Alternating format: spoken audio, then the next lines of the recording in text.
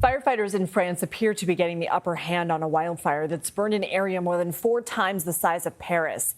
Thousands of people have been allowed to return home in southern France as cooler temperatures and some rain moved into the region today. But much of Europe is still dealing with heat and strong winds, making some of the fires spread unpredictable. CBS News foreign correspondent Ramy Inocencio is in Bordeaux, France. We are in Bordeaux's world-famous wine region, and just to the west of us, by less than 10 miles away, is France's worst wildfire ever since World War II. So far, it's scorched an area about 4 times the size of Paris, and it is not contained. But there still is good news today, because, for example, the weather is getting cooler. Earlier today, we actually got rained on. Put that into perspective as well. Yesterday, the temperature for the high was pushing past 107 degrees. Today, the high was pushing past only 90 degrees. And an evacuation order was lifted this morning, and that means tens of thousands of people can now go back home. But the fires, again, are not out. Several new fires popped up yesterday, and more than 3,000 firefighters are battling all the blazes across the country.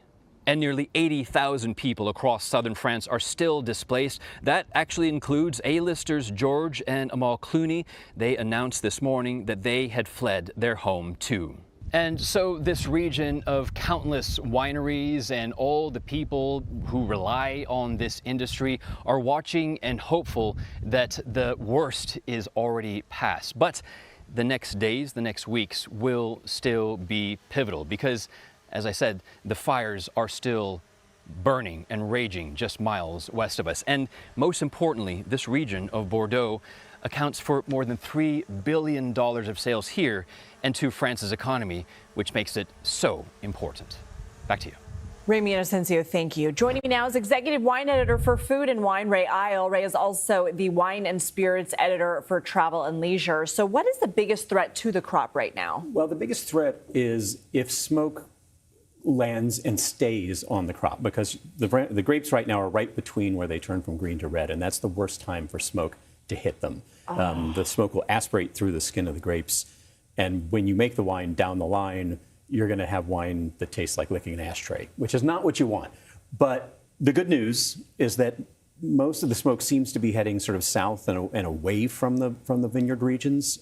It's south of the city of Bordeaux rather than north, so that's a bright spot in the situation. I mean, given that there is still so much uncertainty, do we know yet the potential economic impact of this? No, we don't. I mean, there's no way to tell yet whether there will be any damage to the wine or minimal damage or enough or a lot. The big problem in terms of financial damage is that 3 years down the line, when these red wines are released, people are going to remember one thing, which is that the whole place caught on fire. And even if the fires weren't that near the vineyards, it has an effect on people's willingness to buy wines.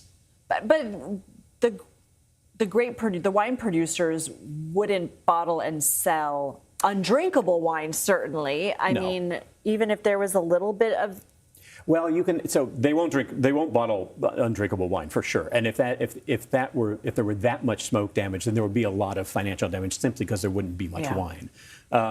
You can do a little bit of amelioration of smoke taint by filtering and things like that. Okay. You can't really do that for the great wines of Bordeaux, the really high-end ones, because it affects the flavor of the wine a little bit. So the real hope is that wherever the smoke is going, that it doesn't land and stay.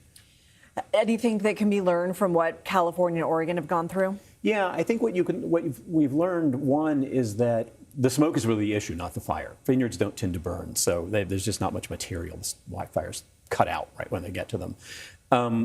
And that you can do a little bit of damage control, but what you really need for damage control is making it clear to the public that if there wasn't smoke damage, then really, despite the fires, despite the heat, the wines are okay. So it's a little bit of a public relations consideration if there's not that much damage. If there is a huge amount of damage, then you've just got a problem with your vintage. I mean, you've got not much wine. So, and Napa in 2020 lost, or California lost a couple of $1 billion worth of revenue in that way.